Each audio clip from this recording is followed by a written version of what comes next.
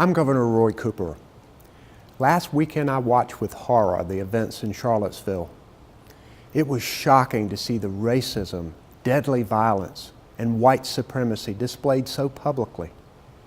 It started with the Confederate monument, stone and metal, inanimate, and yet more provocative now than ever.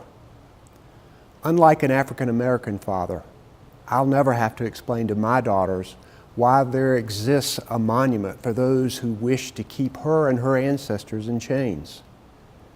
Some people cling to the belief that the Civil War was fought over states' rights, but history's not on their side. We can't continue to glorify a war against the United States of America fought in the defense of slavery. These monuments should come down.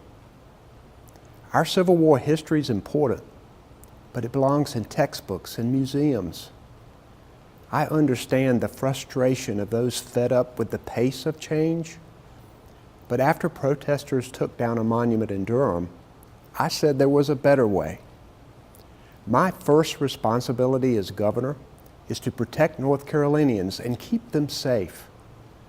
The likelihood of protesters being injured or worse as they may try to topple any one of the hundreds of monuments in our state concerns me. And the same kind of white supremacists we saw in Charlottesville could swarm the site, weapons in hand, in retaliation. I plan to move forward. First, the North Carolina legislature must repeal a 2015 law that prevents removal or relocation of monuments.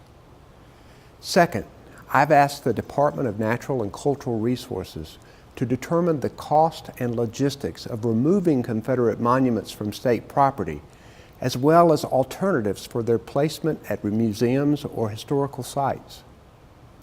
Third, the North Carolina legislature should defeat a bill that grants immunity from liability to motorists who strike protesters.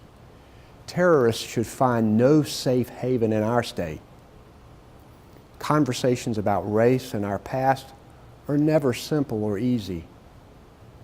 They're deeply personal and emotional. But we must do what we know is right, and we must do it the right way. Thank you.